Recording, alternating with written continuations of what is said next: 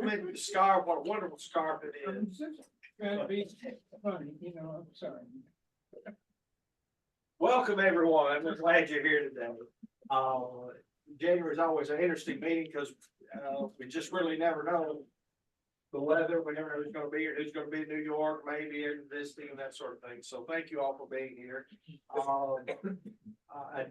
I do want to continue thinking about, we do have stories where we need some leaders for us, so please take some time to consider. And then before you leave, let me know which one you want.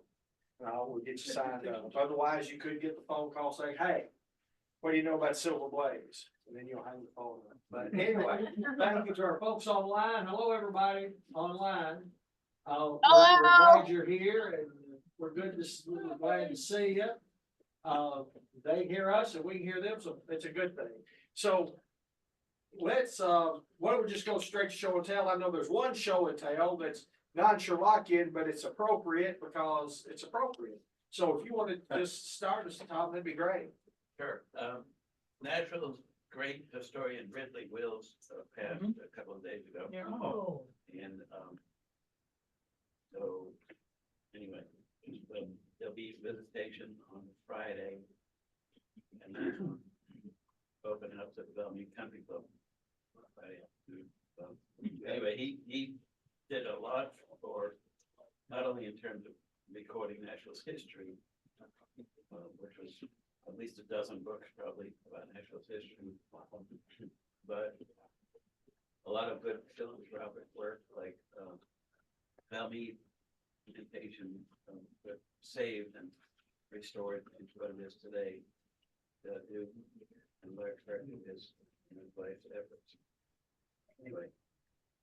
Yeah, he worked on a lot of just trying to keep Nashville, try to save parts of old Nashville, and he was successful in some of his endeavors and not successful in all of his endeavors, but certainly will be missed by the community. You know what age he was? 90. I think in 92, 91. So thank. What else on show and tell? What do we need to talk about today? I've got a Sherlock Holmes puzzles book that around, and maybe we could use it in some way. Sure. Maybe we could use it in some way. I need one more thing to confuse me, but we'll give it a shot. One more thing where I can't answer the questions. Really, it's termed brain game, so you're out. of the picture. Brain gate, I'm out. You're out. I'll be missing that. I'm sorry for that. I'm fine. It's twice now. You get one more. You get two. I'm sorry. Other idea. Well, just to mention, and I can't even remember what day it is, but within the next week or so is the Saturday. first episode of Watson. This new series is going to premiere on CBS. 26. Yeah. Now tell me about that. I've seen it advertised. I've not read anything about it. The little I know is that it's contemporary setting. Watson is a doctor in a hospital. Sherlock is not directly involved. He might make guest or ghost appearances. I don't really know what all is involved, but the basic premise is he's working in a hospital doing special, that may be involved in special diseases or issues or something. Okay. He's a good doctor. He's a good doctor. Yeah, He's African American. yeah, that's right. Yes, and he is black too. Yep. It's a trend that the elementary kind of started too. So it's kind of a modernized, but focusing on Dr. Watson. One of the people who was involved with the creation and maintenance of elementary is one behind this. Oh, okay. All right. Commission. Has anybody seen the Lucy Worsley series, PBS? I watched 10 minutes of it, couldn't take it. Yeah. Dean didn't even give her that much. I've seen her before. I can't stand her. A lot of her stuff is not the Sherlock thing, but a lot of different topics. I recorded one watch later on Family Basement. I saw the one on Jack the Ripper, and she didn't really. It was not a discovery of who was Jack the Ripper. It was more of a historic view of who the people were, and it was not that in depth, but it was entertaining. I didn't turn it off in 10 minutes, but maybe I should have. Maybe it goes back to maybe I don't have any taste. I don't know. That's just a personal. She also- Other, yes, sir. Yeah, this is off topic a little bit, but, anybody interested in Nashville history, the nonprofit Historic Nashville Inc. has its annual meeting on the 23rd of January. And if you're interested, just look up their website. It's a fun, it'll be at Marathon Village, at a former Marathon Motorworks, the brick factory over there. If you wanna go, Tom will come pick you up. Could you, Tom, thank you for volunteering to drive us all. So, Tom, it's good. Historic Nashville is really good stuff. Been around a long time, so. Could you email that to the group? Could you email that to the group, please, as a reminder, because I'll forget when I leave here. Other? Anyone? We could say, I don't have a full report on New York, but, I did. Oh, somebody online want to say something? Yeah, this is Jenny. I'm online and you were talking about a Hi, Jenny, I'm puzzle book. sorry. Go ahead. I got this for Christmas. I haven't had a chance to look through it yet. I got a lot of stuff for Christmas. But this is novel escapades, and it's a Sherlock Holmes, various kinds of puzzles, all kinds of puzzles in it. And it looks really interesting. And my husband got it for me, and he's really good at finding fun things for me, particularly it has to do with Sherlock Holmes. So I just thought I'd pass that on, that is out there. Well, thank you very much. I appreciate it. Anyone else? What I was gonna say, I do know that a couple of our friends from around the country were, inducted, or invited into the Main Street Irregulars. Jim, if you got the list up, I go have ahead. this. Shannon Carter, his name Carter in the BSI now. I don't know her. Jim Cox is Coxton. Jim leads the McSorley tour every year where the early Sherlockians used to travel around New York and stop here and there. Judy Ellis, you don't know her. Ron Fish, the Honorable Ronald Adair. Ron Fish has been around forever. He runs the Sherlockian calendar on, I guess, it's online. I don't know how it's put out there, but he's a good guy. He's from New Jersey. And Bill and I both thought he'd been BSI for a long time. He never was. He said, I talked to him earlier this year. He said, no, I'm not BSI, but I've been to dinner, for 8 years now. So anyway, Beth Gallego is the Lighthouses. I don't really know her very well. Harris, canonical name for Bruce Harris. Bruce Harris writes some not soft porn, but soft Sherlockian books every now and then. I'm sorry. I didn't know where you were headed with I that think one. it's the medicine bit, I'm sorry. But Bruce was sitting by me and Marina on my right, the night I got my BSI in 2022. So Bruce and I have been writing back and forth a lot. Louise Haskett is an Indianapolis, what is the group up there? The clients, No, they're not the Indianapolis, whatever the group is, it's Stephen Doyle's group. She's part of that. The one? Illustrious clients, that's it. Rosemary Herbert, I don't know her. wonder if she's related to Paul. She must be, Maybe. but I think her name is Barbara Herbert. Maybe not. Maybe No, it's a- you're right. It is. It's not. Yeah, that's right. Anyway, Gary Thaden, he's a real active Sherlockian. He's in the Norwegian Explorers Group in Minneapolis. Some of us know him. He's Augusto Morelli. Christian Longard is from Sweden, and he is a TV producer over there. I sat with him at dinner one night. He's Neville St. Clair. Andy Solberg, who everybody in the BSI knows, got his 2 Schilling Award. That means extra efforts for on behalf of the BSI. So that's the group. Thank you. Yeah. We will, they will in, Mr. Blau in his next newsletter will have a full report on everything that happened from his point of view. And so we'll look for that in February. Anything else before we, head into what's bound to be a wonderful program. Jeff stepped up when I kept pleading and calling and begging, and Jeff took pity on me and said, I will do the story. So unless there's other announcements, Jeff, you have the floor. All right. So give me just a second. Get the PowerPoint open.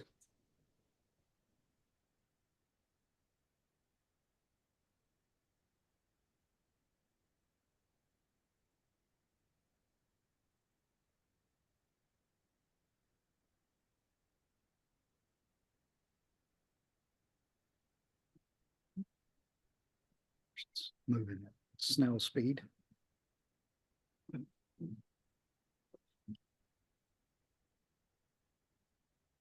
Okay, first thing we're going to do is David Hayes has some special comments about the area that the story took place in, Yorkshire.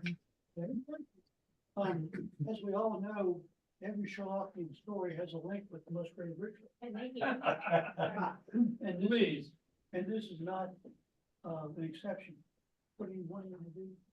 Oh, I was asking if the people, online can hear you. I or don't not. know, I'm just doing whatever he tells me. Yeah. Yeah, they should be. Okay. May I begin again? Yes. Okay. Everybody knows that Sherlockian stories validate the Musgrave Ritual, and it's no exception. In this particular case, the linkage, as with a lot of the other ones, has to do with my family connection. My family descended from Richard de la Haye, who came across from Normandy with William the Conqueror. Ended up returning, but after the battle was over and things started to stabilize, but he left some of his people behind. They settled in Yorkshire. Now, we don't know exactly where today's story was located, but one of the traditional things I found was that it was in the area called West Riding, Yorkshire, West Riding being the civic and judicial district. My family actually had settled in East Riding. And so in theory, they would have known each other. And to reinforce that, I pointed out the fact that one of the characters in today's story is Reuben Hayes. Oh, God. And this story is, you spell Hayes in the story. I'll just toss this in, as an FYI, is that the British are the Hayeses, Hayes. My family are the Scottish, but became Scottish. And that's Hays, or H-A-Y, and H-O-Y-S. And then, but these two split off in the 1100s, went their separate ways. And in the years, the late 1600s, they reunited in Smithfield, Virginia, colonial America. And you can't make this stuff up, but I refer to this as a Fanny Flag moment, so, the way in the South, we like to argue about things that happened 3 generations ago, and everything like that. Just what's 500 years to these people?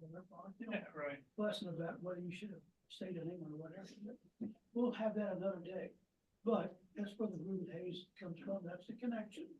And the Musgrave Ritual link is that the one of the Hayeses that left that area and settled ended up populating a big chunk of East Sussex, which would put it right down to the Musgrave Manor and Baskerville Manor.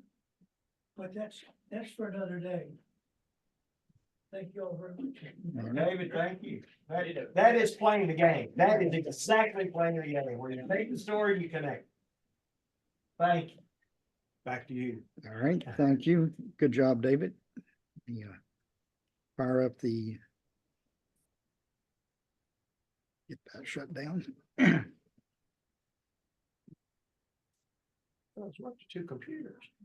Would be a 3-computer here pretty soon. That's the plan. Oh, man. We'll have to have a truck outside with all the equipment. No, actually, I don't want to get too far off track. Don't start me down rabbit trails.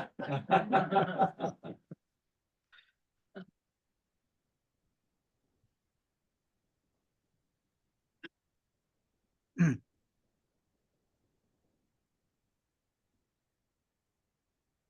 phone disappeared.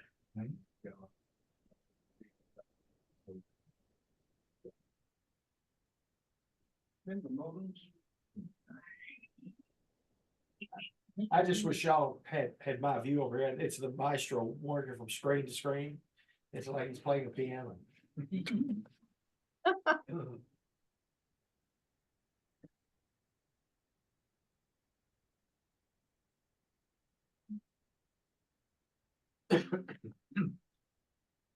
Well, Joey, has all your ice and snow melted up there on the hill? There was still ice this morning coming down, not as much. I was glad to see you made it. Well, we didn't go out for 4 or 5 days because it didn't worth it. We can get back up, right? Well, as long as I can get back before dark, I'll be okay. Once the temperature drops tonight, I guess everybody's temperature is gonna be about the same hours. I think Monday night or tomorrow night's 5 and the next night's 4 or something ridiculous, so. It just means a lot of fire will be burned, because we heat with wood stoves. We've got electricity, we're not that far out, but we choose to, we enjoy the wood, sometimes. Because I'm not a school teacher, I was hoping Shannon would be here, so I love giving school teachers tests. We're going to start right in. My assumption is that you are familiar with the story, that you refresh your memory by reading it. So we're going to start with the quiz.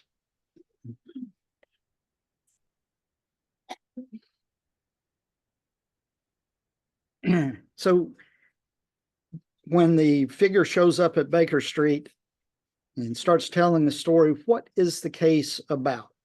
Disappeared student. Disappeared student? Is it a kidnapping, a runaway, or a stolen bicycle? Can't see them. All three. It's Oh. not determined. It's not determined. All right. And during the telling of the story, Holmes declares Holderness, 6th Duke, KG, PC, half the alphabet. Mhm. Where did he get his information from? From Burke's genealogy.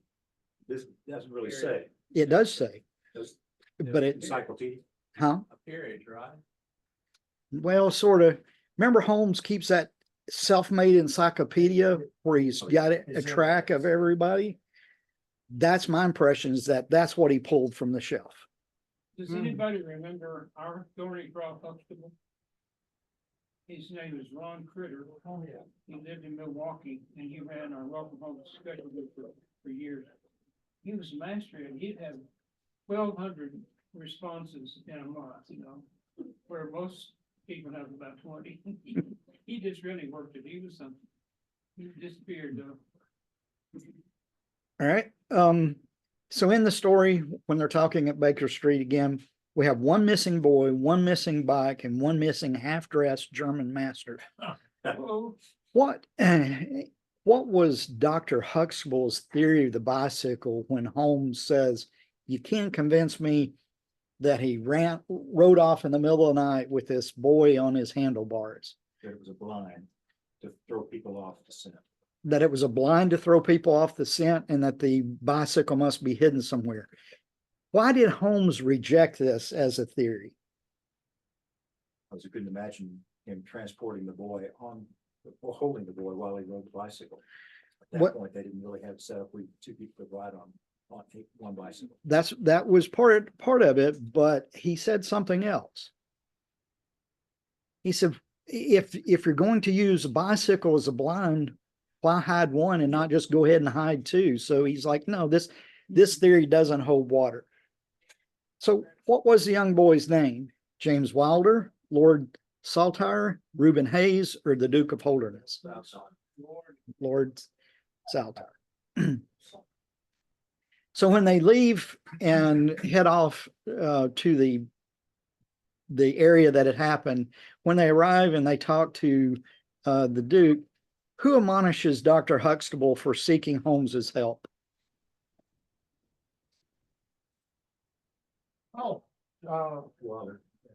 Wilder.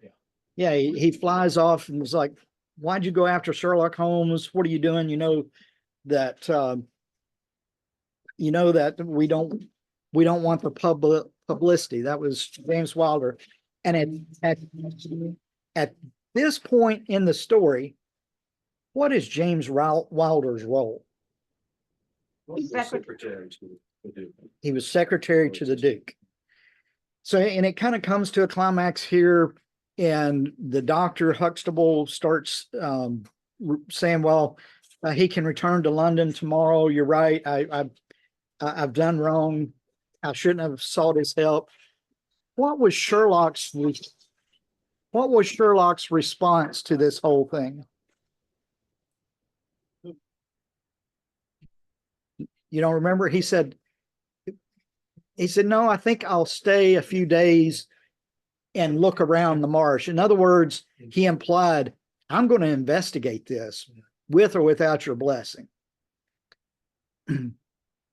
And at that point, the Duke speaks in and he's like, no, he's here. Let's take what help Sherlock Holmes can give us. And at that point, Sherlock begins to question the Duke. What does he really seem to focus on?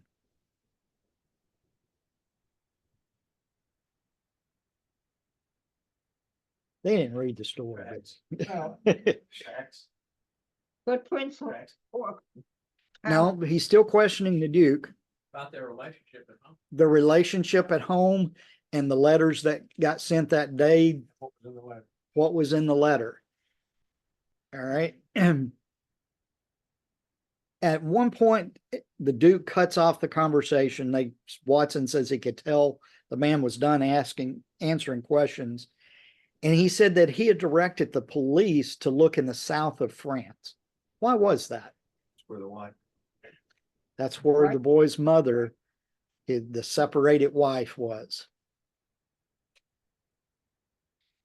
So they moved from talking to the Duke to examining the actual scene of the crime. What did examining the boy's room and the master's room reveal? Something was pretty apparent. You did not leave by the door. They didn't leave by the door. Sleep in the window. And that led to the conclusion that this doesn't appear to have been planned. It was pretty sudden. And so, and then a little bit further in the story, as Sherlock's talking about it, he lays out this map and he says in front of the school, there is a road, and they can account for them not using the road because it was blocked in both directions. So was it blocked by a bull and a policeman, a bull and a doctor and a policeman, or a policeman and a watch for a doctor? Can't remember.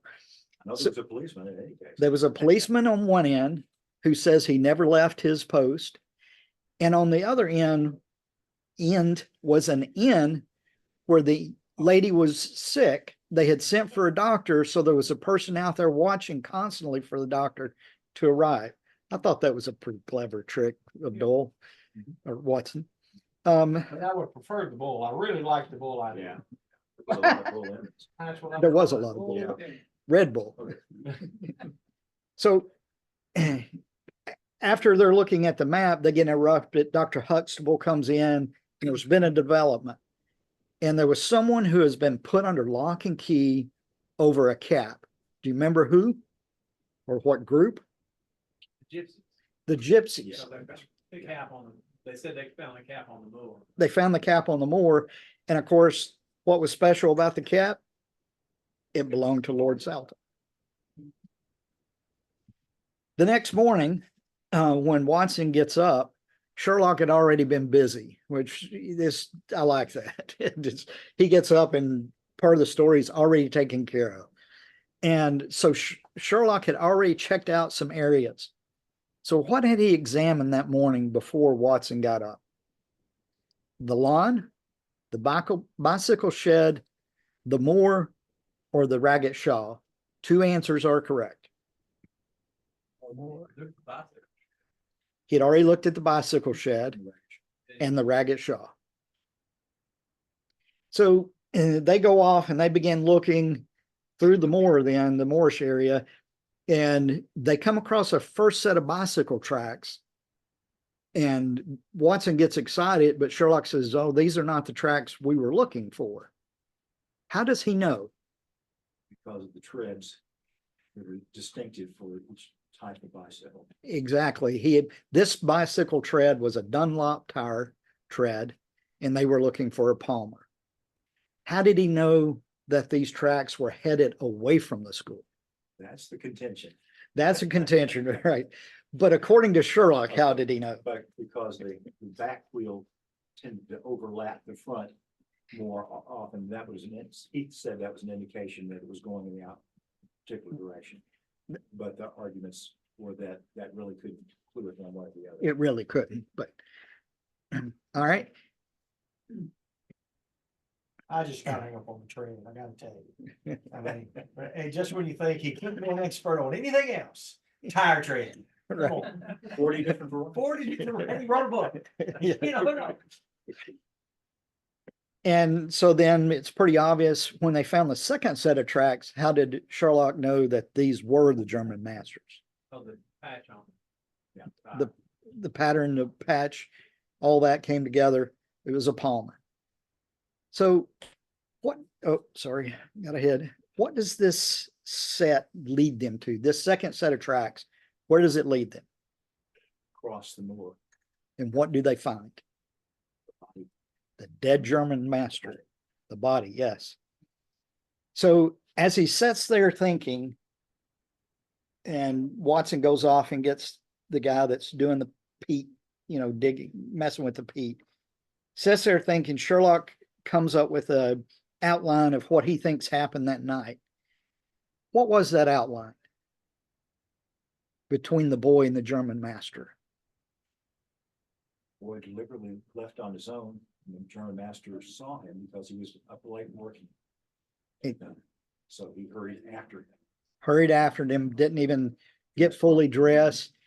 He looks out his window, sees the boy, and he's like, oh my gosh. So this man who had been early accused in the story was actually trying to save the day and lost his life because of it.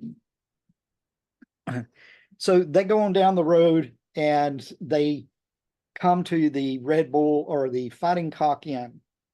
And that's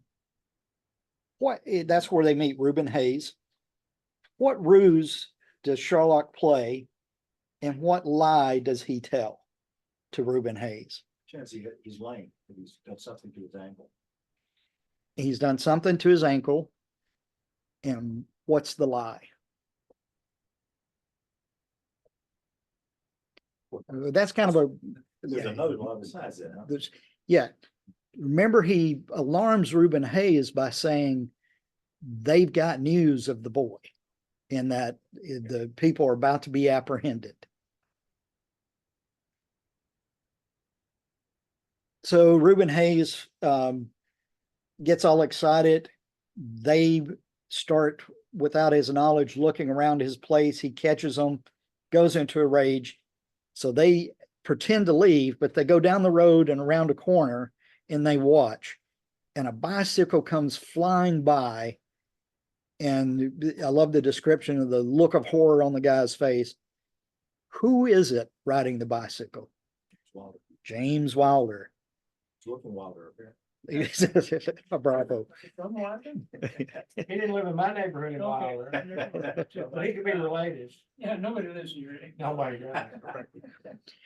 So later, while their people are inside, including James Wilder, they sneak down and Holmes looks at the tires on this bicycle and what made it conclusive that this was involved. The tread was like the first bicycle track that he'd seen. Excellent. Dean's just putting the rest of you to shame. I hope y'all know that. I'm just holding back. It's Dean's Day. So Holmes leaves at that point. They observe some folks go in. Holmes and Watson withdraw, and the next day he presents himself to the Duke for payment, no less, saying he knows who's holding the boy. And when the Duke gets ready, who does he tell the Duke has the boy? He does. Exactly. You, sir. He actually taps him, Thou art thou art the man. And the whole story comes out. Holmes gets an outrageous payment. The whole story comes out. Who was the murderer? the man. Moving ahead. Reuben Hayes. Hmm. And in reality, who was James Wilder? The illegitimate son. The illegitimate son, Half brother of Southside. Lord Saltire. Perfect. So that's the end of the quiz. We'll go into a discussion of the story. Yeah, Dean easily won the quiz. I don't know if you saw or not, but Jim put on the Facebook talking about this phrase about Thornycroft Huxtable, MA, PhD, etc. And it was, I just loved it. And there was that majestic figure, prostrate and insensible upon our bearskin hearthrug. I just love. So It's that old prostate trouble, huh? yeah, right. Anyway, Yeah. So my thoughts and yours, as I mentioned, I love the prose of this story.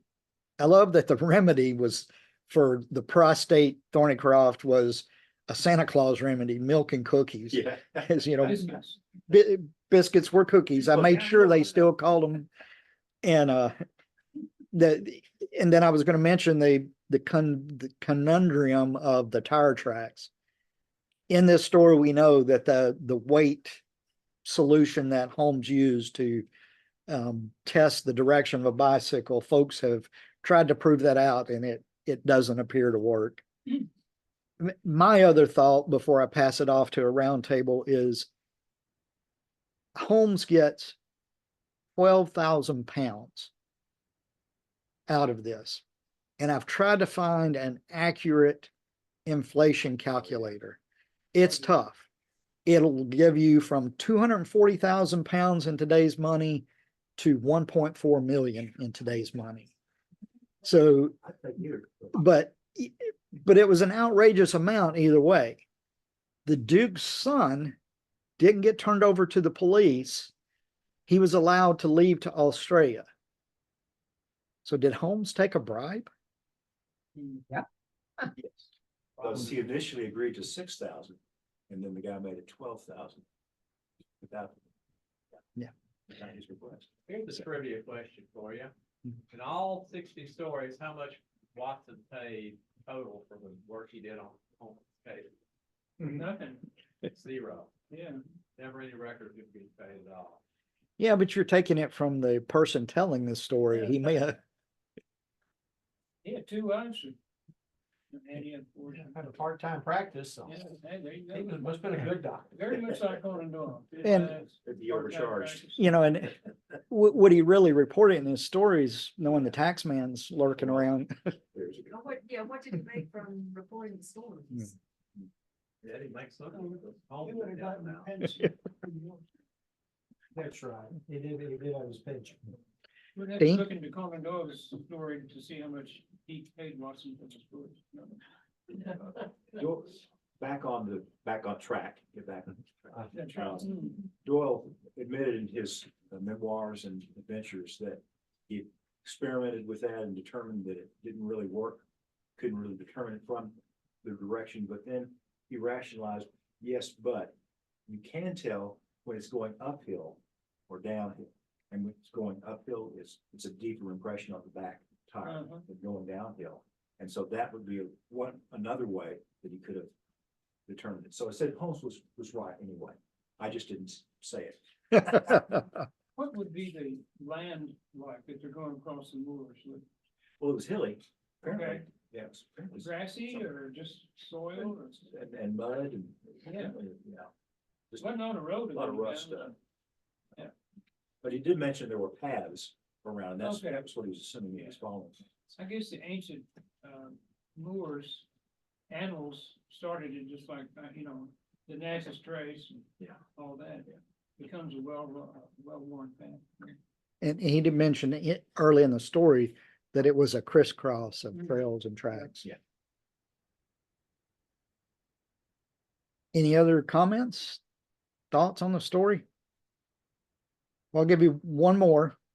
Baron Gould mentioned that a few months before this story was written and appeared, an article appeared in Strand Magazine describing the very things that were used to make the cow tracks cover up the footprints, to make sure that, to make the cow tracks look like horse tracks. That's what I'm trying to say. So if you Google that, you can see a picture of what that article was about.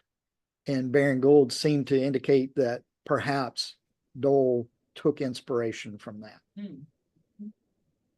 Did Andy Griffith take inspiration from that when he put the shoes on Shoes the on the cows? I think so. I was just thinking about that. I knew somebody in this room was thinking about the shoes of the cow and Andy Griffith. So it's nothing new under the sun, right? It's all been done. What about the folks online? Any comment from your side? No, but when you're all finished, I've got a limerick, so. Okay, All right.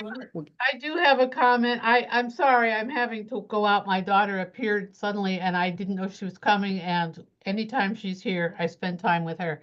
But I did want to come back in. I was just reading your thing on the line here about, did Holmes take a bribe? Again, I do not know what you people have talked about because I had to be out of the room. But I had not read this story in a long time. And as I'm reading it this time, I'm suddenly realizing, let me just see if I can get my video sharp again. Sometimes, no, okay, sometimes that works. I was appalled. I'm sorry. It was like, I couldn't believe, I mean, it's not only that he took a bribe, it's like he asked for the bribe. I want to be paid to not tell anybody this. And that just did not ring true to me as far as, what Sherlock Holmes does. And I know his thing about, taking money or not varies. And I think Doyle simply, put whatever seemed to make sense for the story as to whether he took money or not. But I was just, it's like, let's say I was gobsmacked all over again. Or maybe I wasn't the first time because I didn't really think about it. I don't know what you people talked about before I came back in here, but if that was the first Sherlock Holmes story I read, I probably would never read another one. That's how much that affected me. I just thought it was so wrong. I mean, I understand him being empathetic and sympathetic and okay, and trying to be a good guy. And for some of the stories, that's fine. But this one I thought was just plain wrong. That's all I have to say. I'm sure he took a bribe as much as he punished. The Duke. That's what I'm I thinking. just, because he would not even take fees sometimes. Right. Well, And, I think he just wanted to make Duke pay out the nose as a punishment for him for hiding his son and I agree. just making this fake kidnapping and all that stuff and being really an accessory to murder, which he really couldn't do anything about because of the man's position. That was my point. The Duke's position. It's more of a punishment than a bribe. I'm not sure I buy that. All right. But Fair on enough. the other hand, I think it may also reflect the fact that Sherlock did not have a regular steady income.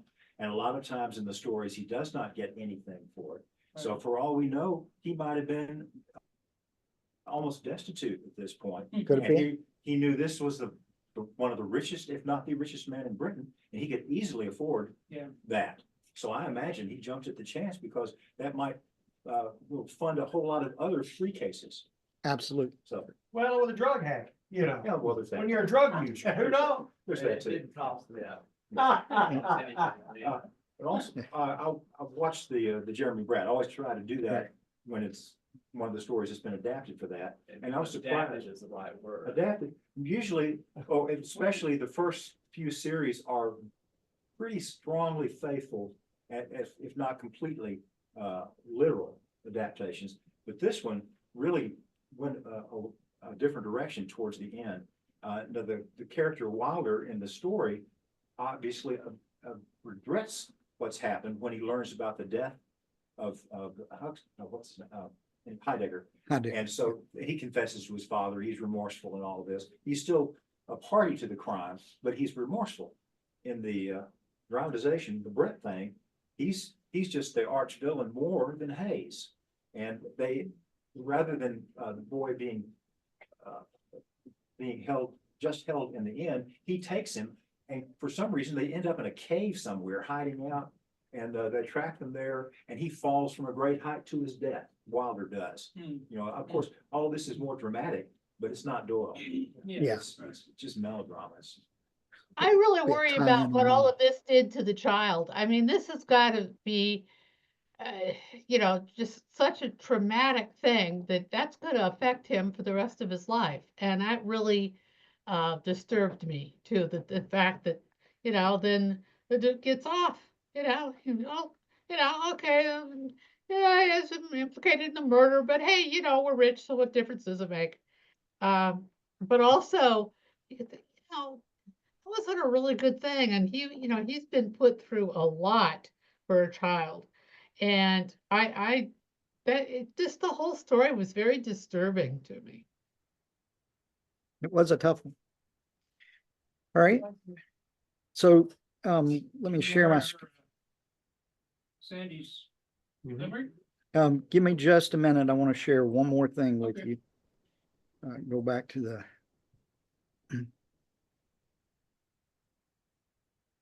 So I created some of the images that I used in this presentation with artificial intelligence, or what they are calling artificial intelligence, large language model. So I asked it for the fighting cock in the story of the Priory School. This is what it gave me.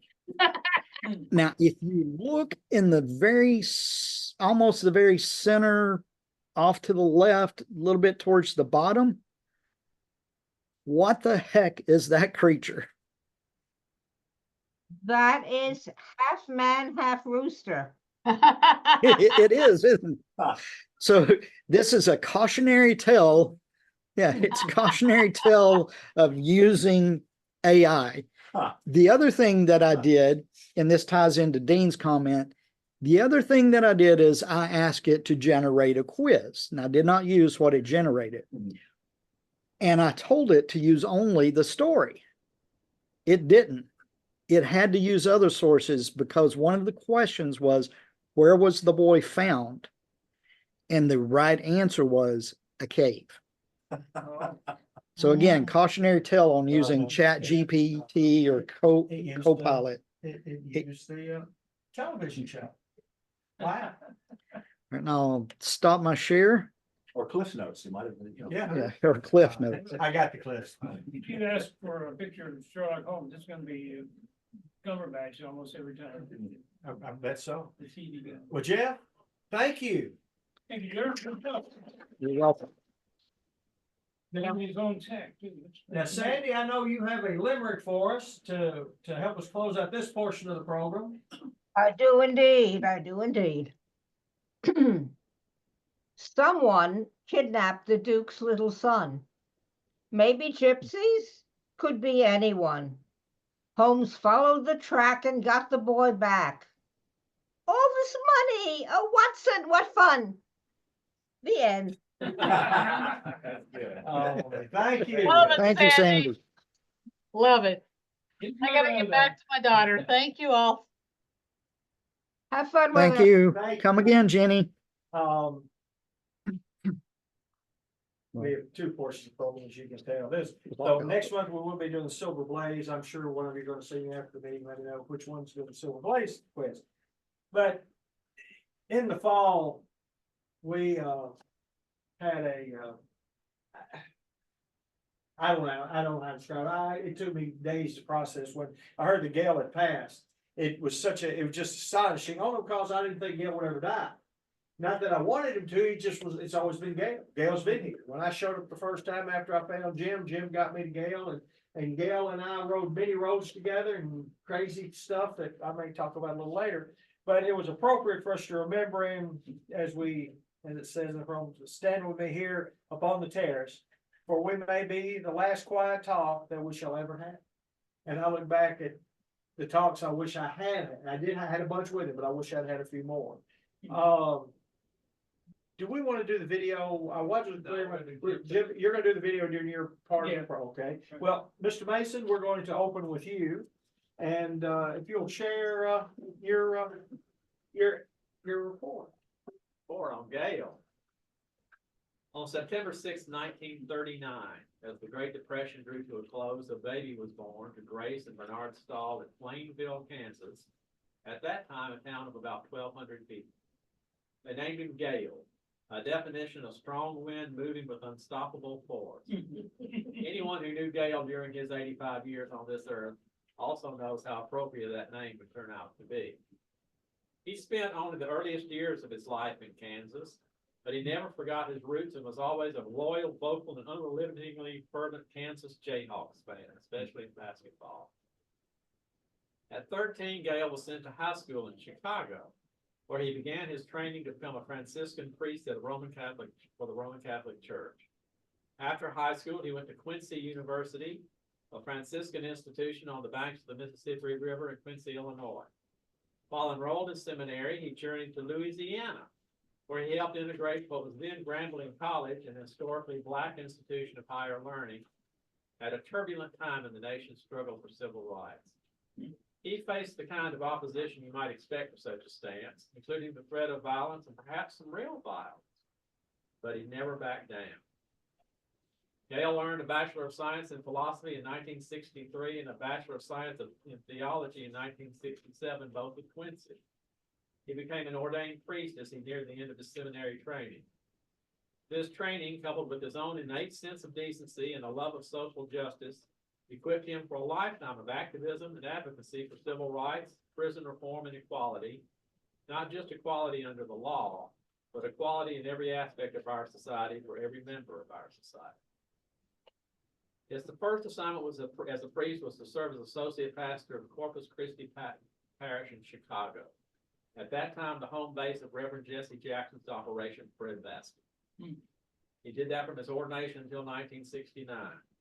At that point, a fateful and fortunate for us decision was made to send him to Nashville, Tennessee. Here he had a major impact on this city and our state. Serving as a priest at both St. Vincent de Paul Catholic Church in North Nashville and St. Anne's Catholic Church on Charlotte Avenue, Gael was not interested in confining himself exclusively to ritual duties. From his first arrival in Nashville, he was constantly active in the life of his church and his community. Between 1969 and 1973, he was a men's and women's prison chaplain in Nashville, and he simultaneously served as the university chaplain at Frisk, Meharry, and Tennessee State University. He completed a journalism internship at the diocesan newspaper while receiving a master's degree in psychology and counseling at TSU in 1971. From that time through 1979, he was an admissions counselor and philosophy teacher at Tennessee State. Following a leave of absence from the ministry, Gael took a different direction in his personal life. After traveling throughout Europe and the United States from 1979 through 1981, he was dispensed of his vows by Pope John Paul II, and in October of that year, married Susan Lee McMahon, herself a horticulturalist and educator. For the remainder of his life, she was his constant loving partner and supporter. Although he left the priesthood behind, Gael was never completely divorced from his religious background. He was the founder, publisher, and editor of the Diaspora Digest for the ex-Franciscans from its creation in 1983 and for decades thereafter. He continued to preside over funerals and weddings, including the wedding of our own national scholars, Charlie and Patsy Williams. He met weekly with a group of progressive-minded ministers, including the late, very colorful Reverend Joe Green, until very recently. In 1983, Gael became a writer and associate editor for the Tennessee Municipal League and maintained that position until 1995, at which time he became editor of Tennessee Town and City. He piloted that magazine, an essential must-read publication for anyone in public life throughout the state, until 2008 when he decided to retire. And then I was one of those public officials. I knew Gael Stahl from Tennessee Town and City long before I knew anything about him being involved in Sherlock Holmes. Whether in Congress, in the Senate, at the White House, the governor's office, I knew to talk to Gael. If I needed to know some Mayor of Jonesboro, what, all about it, Gail knew, he could tell me. And all those issues are online still, the archived on there, that you can find out all about Tennessee from way back, it's amazing. The knowledge he acquired and the relationships he formed at TML were not only invaluable to that organization, they helped create a basis for local officials in cities and towns, large and small, to make better informed, beneficial decisions on behalf of their citizens. He was listed as a noteworthy editor by McCready's Who's Who. At Tennessee Town and City, Gail was particularly known for his in-depth back-page interviews with governors, mayors, commissioners, state legislators, and other elected officials. At the time of his retirement, one of his colleagues called him the virtual Larry King. As a member of the Capitol Hill Press Corps, he is a familiar and respected figure at the General Assembly and throughout our state government. Lest you think Gail was some kind of meek pacifist, I will tell you one true story. In 1994, during his lunch hour, Gail was an eyewitness to a tragic fatal accident on Church Street. A 34-year-old drunk driver veered off the street, pinned a pregnant young lawyer against a telephone pole, exited his wrecked car, and attempted to flee. Gail Stahl, 20 years the man's senior, broke into a run, chased him down, grabbed him by his belt, and proclaimed, "Buddy, you're coming back here." Wow. He held him for the police. Gail was not a man to mess with. We know Gail for his devotion to Sherlock Holmes, and we are, as we should be, grateful for all he did to establish the national scholars of the three-pipe problem and keep it alive for all these decades. Others will talk at length about his Sherlockian accomplishments, but we should all know that he achieved so much more in his life. Gail was, in many ways, a man for all seasons, a voracious reader his entire life. He never lost his desire to learn more about his world, to gain better insights into other people, or to look for ways to advocate for a better society. Gail never compromised, never backed down, and never lowered his voice in his commitment to justice and equality. I think he marked many successes in his time, and I, for one, find myself a better person for having known him. Wow, here. That's great. Mr. Hawkins? Want to do the video? Sure, we can do the video. Pick up there. It's gonna go around. Yeah, clean it up. Yeah.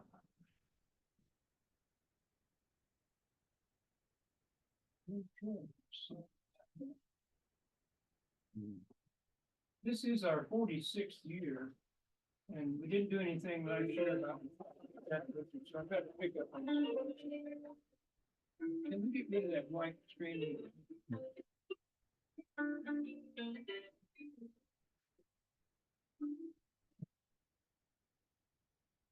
That little photo.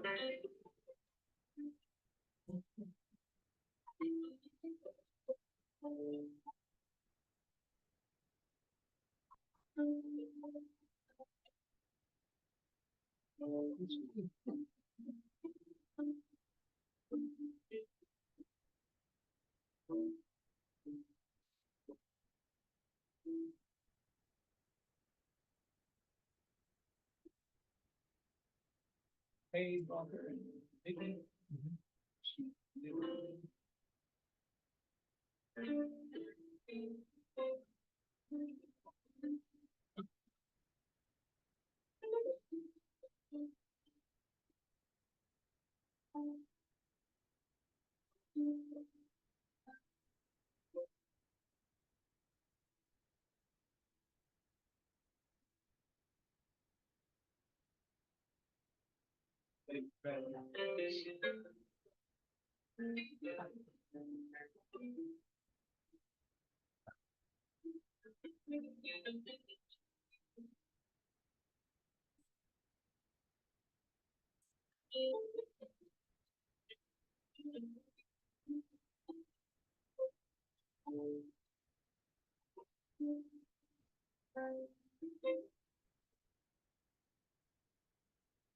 Most famous picture of the.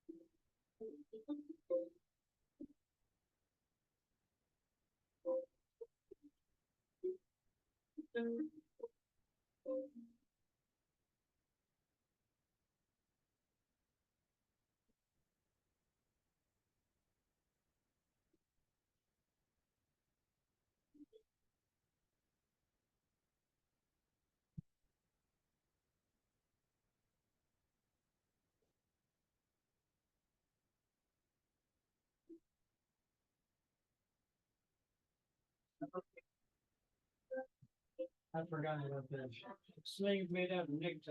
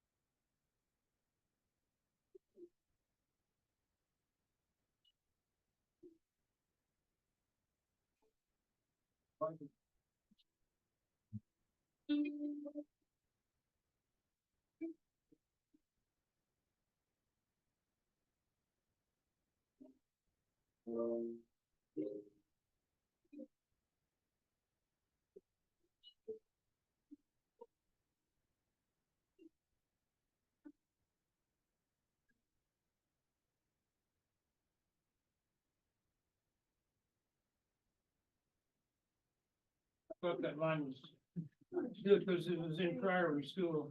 Yeah. Too little line.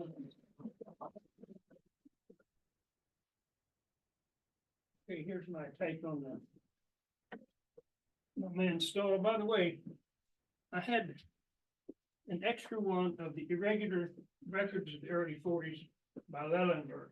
If somebody doesn't have it and would like to have it, I'm glad nobody else does. We'll have a contest. We can pick a number. We do that. It's better. Okay. Gotta get through this. That's okay. Now we come to lay Gail's theory to rest, if it was going to be.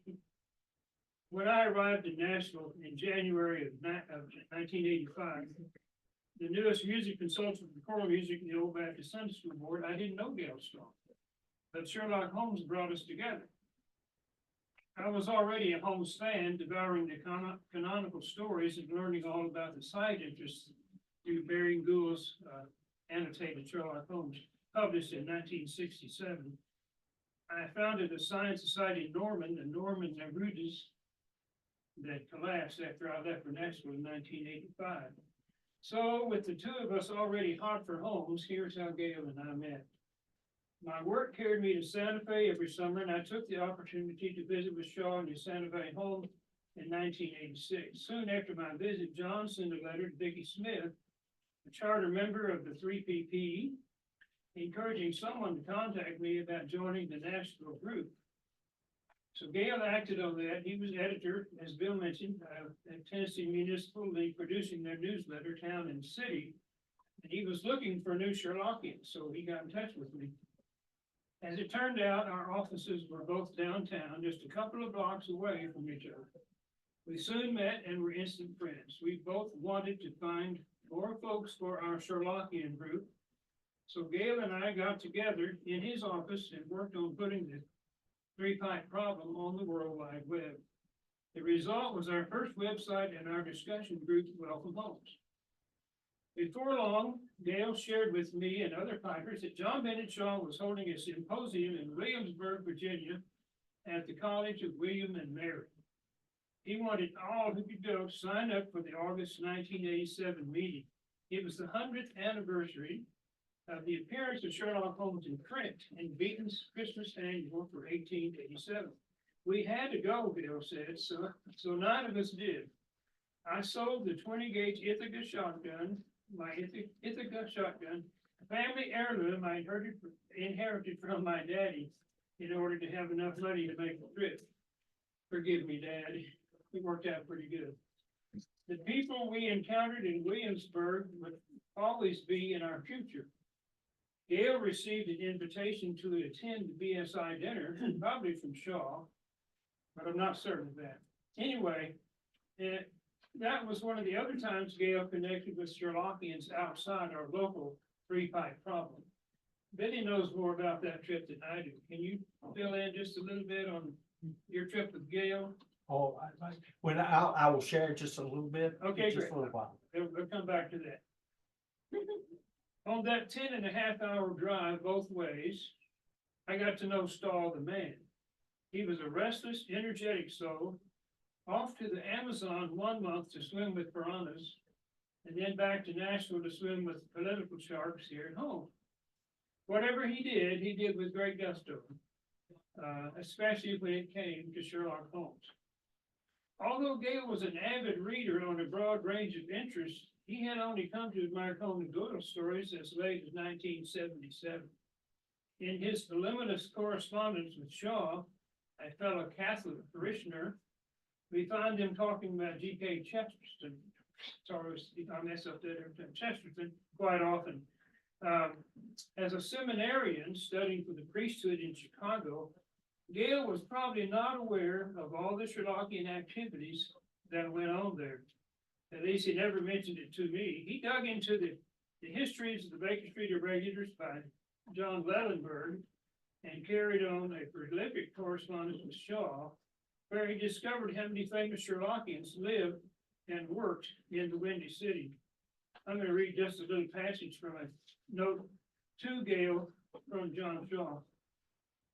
He said, I wanted to write again about the G.K. Chesterton biography by Michael Coren. While I divested myself of the Chesterton, except reading copies of my favorite books, when I gave them to Notre Dame, the library, I have read, I believe, all the biographies of him. 1 or 2 even cite my collection, and I think the one by Coren the best balanced.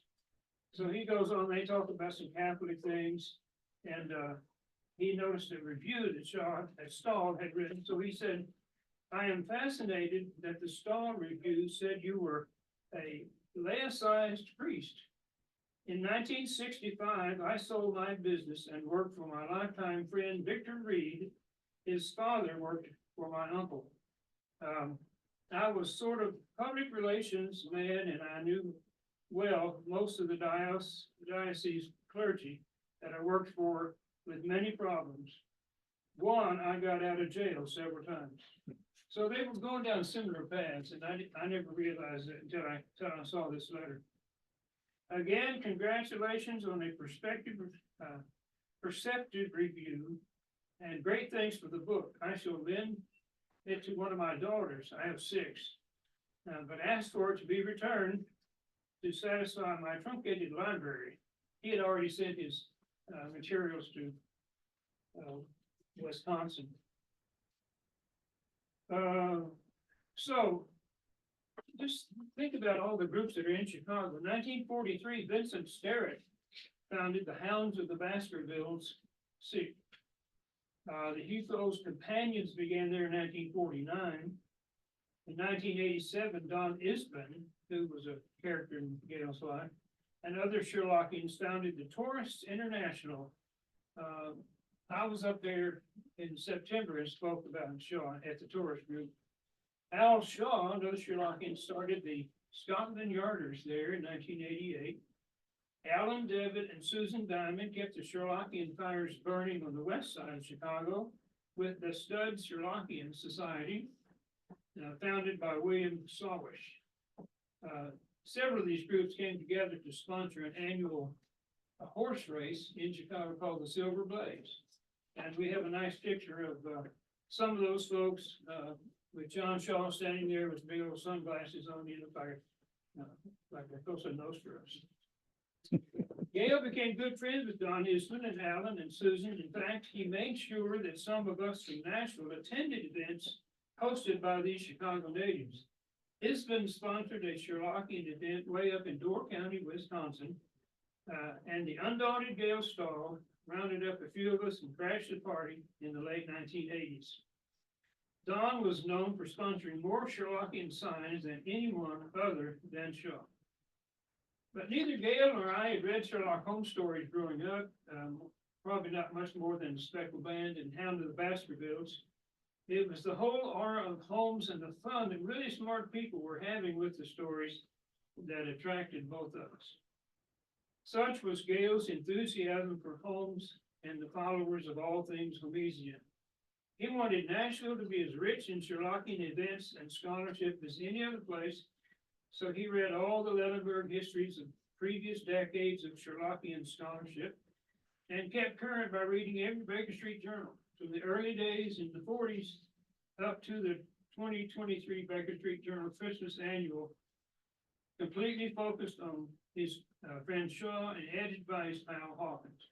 Gail was filled with joy that his spark for enthusiasm for Holmes had started other fires among our group. And then his body gave up on him. One tearful day, he called us to his home and gave away all of his Sherlockian journals, books, and papers. We'll be able to remember him through that.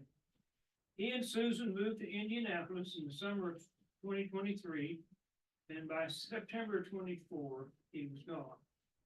He swept through our lives like the Santa Ana winds, sparking fires but not destroying anything. These fires were the result of Gail's love for a man who never lived and thus could never die. It was his way of keeping green the memory of the world's first insulting detective. So Gail, we'll keep you in our thoughts. Thank you. Thank you, Bill. David Hayes. The last few years, we deal in town, and we would ride together to this meeting whenever I was in town. I picked him up, and I went over and take him back home. The interesting thing, if we came straight over based on his schedule, we were getting here early. So, gonna have some extra time, why not take advantage of it on the way? So with my background, in the area, and knowing all the back doors and back ways of doing things, I took us different routes. And he really enjoyed that, because most of it was new to him. And one of the advantages of getting older, it could have been new yesterday, and I suppose new again today. But we had that nice time, and then when we finished our meeting, I take him straight back home and go home myself. And I say that to say this: when you consider meeting somebody at the same spot each time, having a different encounter and a different set of events, and different effects on you and your own life, perhaps on theirs, but then you always return immediately back to the starting point for what would be the next adventure and the next opportunity for personal growth. That makes Gail Stahl a real Sherlockian in my mind. Thank you. That's right. Thank you. Dean, I know you had some thoughts. Oh, well, just wanted to, aside from talk about his generosity, and most obviously last May when he opened up his collection to us, and a lot of us benefited from it very much. I was gonna say, I owe to him my opportunities to go to the Gillette Direct Conference. First one I went to was with them in 2007. He just threw it open and said, anybody wants to come with us, you're welcome to, and I took him up on it. So I rode up there with him and Susan, and we stayed at some friends of theirs for the conference, and I had a great time, and that was my first real Sherlockian event, other than our own meetings here. That was before I think before the Chattanooga stuff. So in any case, I owe a debt of gratitude to him for initiating that experience, which I don't use every other time that it's become available. And may never happen again. But he was just that kind of open, generous person to everybody. Had a great time with them too. Fun trip. That's just, well, it's all. No, it's good. Thank you. Others that, any thoughts? I was kind of saddened by thinking about Gail as he began to lose his hearing and, he couldn't keep track of what he was trying to say. Some of these younger folks that had come in never saw him at his peak, you know, when he was really sharp and able to, bring us some really good background stories of things. So he was with us for a long time, but we'll always remember him in different ways. And that's why some of us are trying to fill in some of the holes to that. Shannon Carlisle apologized for not being here today. She had hoped to be here, but she did send a note. So let me share that note with you. It says, from the moment of my investiture as a national scholar for three-pipe problems, I was mentored by a singular group of Sherlockians. They walked alongside me as I continued to analyze the canon and introduced me to the Sherlockian community at large. I'm grateful that Gael was one of my mentors. For me, his greatest gift was his enthusiasm for my classroom adventures. He appreciated a good update. His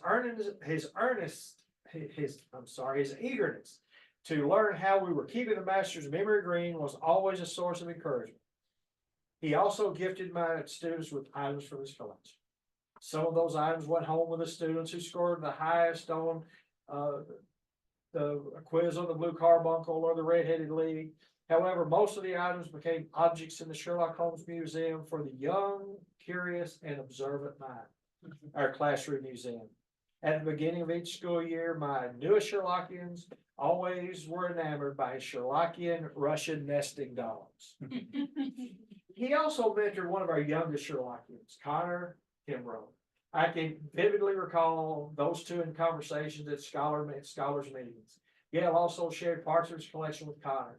He made sure Connor was outfitted with all the resources he needed to study Sherlock Holmes characters and plots. This past week, my fourth graders, I'm sorry, it just disappeared. Studied the concepts, and I studied the concept of encounters, unplanned meetings that bring change. Becoming one of Gail's mentees was truly unplanned. It was a delightful surprise that resulted in a cheerleader that I will be forever grateful to have ever seen. Good. Well, I'll close with my memories of Gail. The first time I heard anything about it, I was working in the congressional office up in the federal building. And this paper, it shows up in the banner, these folks are meeting about Sherlock Holmes. And I thought, this will be interesting. So Jim was in the newspaper, had a number, so I called Jim, he invited me to the meeting, and the first meeting that I remember going to was at David Bradley's house. So we get to the meeting and I meet Gail. Wow. And before long, Gail and I kind of bonded. And very soon after that, I was invited to go to Williamsburg. I wasn't going to Williamsburg with Gail Stahl. That was a bunch of crazy people going to New York. I'll be going to Williamsburg to talk about some guy that Sherlock Holmes, for goodness sakes. I wasn't converted yet. Soon, I became more and more acquainted with Gail, and he and I got to be better friends. And the next year, he said, you really need to go to New York. Gail had been invited after Williamsburg. He was invited to the dinner, and he said, I want you to go. I'm going to New York. You go with me. So I didn't get to go to the dinner that year. I did not go with him that first year, but the second year I did.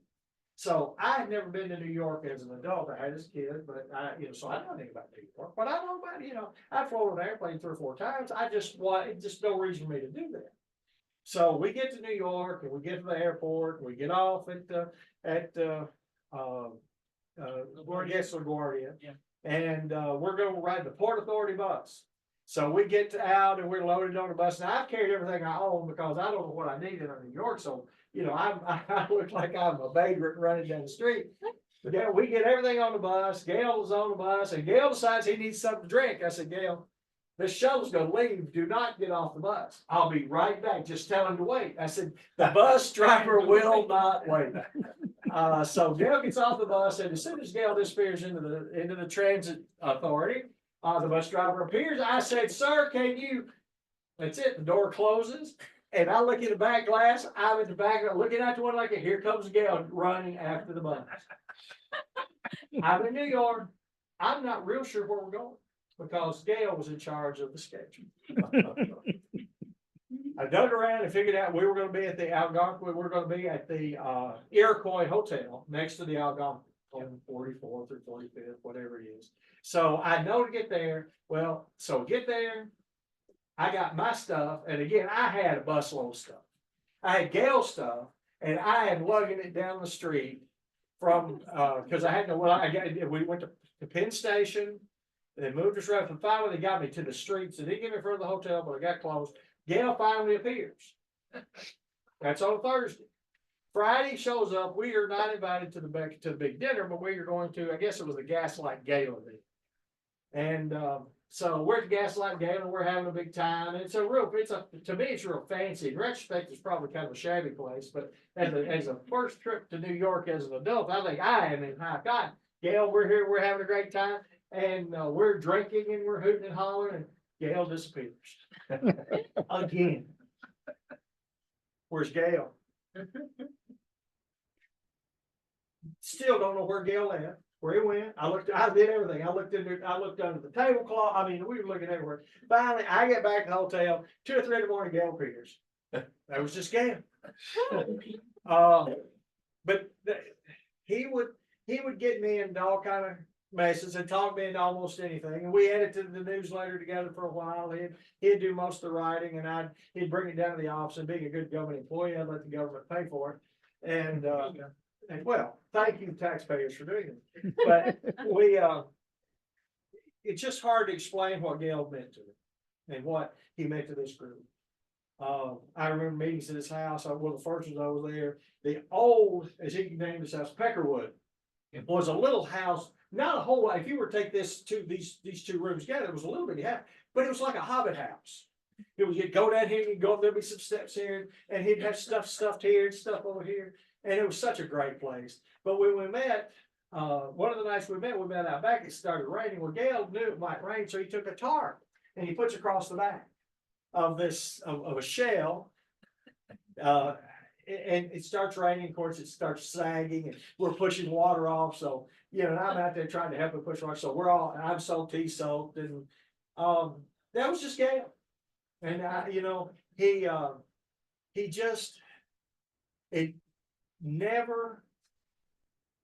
it never surprised me when he would come up with something new we should do. Always in a very kind way. He was never, he'd take and say, "Billy, we need to do so and so." And because Gail and I for a while swapped back and forth being in charge. And then Gail didn't really want to be in charge. I remember the mutiny he had before we'd have elections. But I think several of y'all played a role in that. And we'd have elections. Finally said, "Well, I'm tired of Billy being the leader." Or something to that effect. Somebody else ought to be in charge. And I said, "Absolutely, he wants to be in charge." And Bill, did you move that I be appointed for life? As a joke, and then we passed the motion, and you've been there ever since. How many years ago was that? It's been a lot of years. We used to have elections there. This was a Democratic group. I really wasn't serious. Well, you caused it to happen. Now I gotta die for something. Anyway, I guess I would close saying that there will never be anybody that could do any more for a group than Gail did for this group.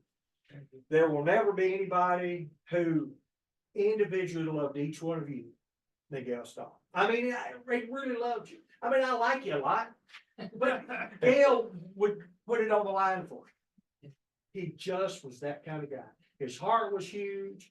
His brain was huge. It was hard to watch him decline because we saw him deteriorate. but his spirit, the flame was always there. The excitement was always there. When he gave away all of his stuff, you know, you could tell he would hand, okay, I'm sure he'd be able to, he'd hand you something, and he'd kind of look at it for a minute. And hand it back. So with that, just remember that how special he was, and that he loved you and he loved this group.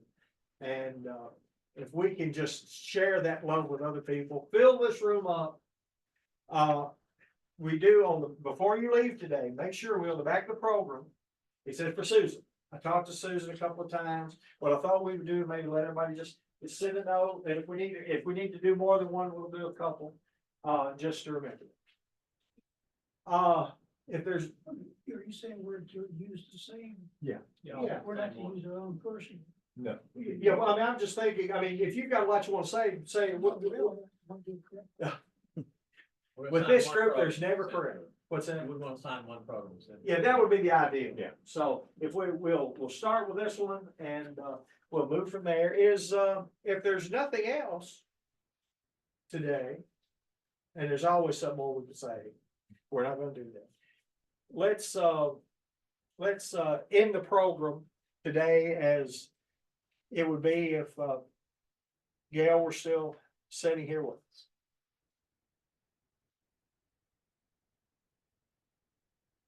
Okay. 21B by Vincent Stewart, BSI. Here dwell together, still, two men of note who never lived and so can never die.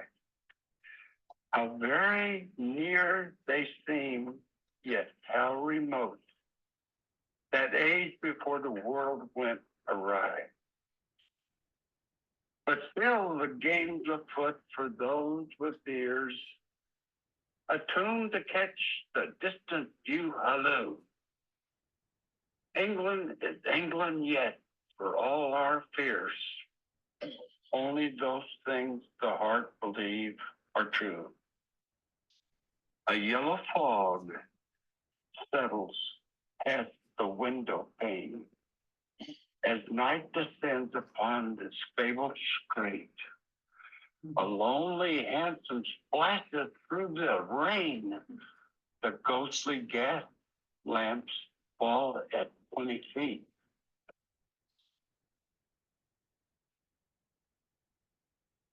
Here, though the world explodes, these two survive. And it's always 1895. Here.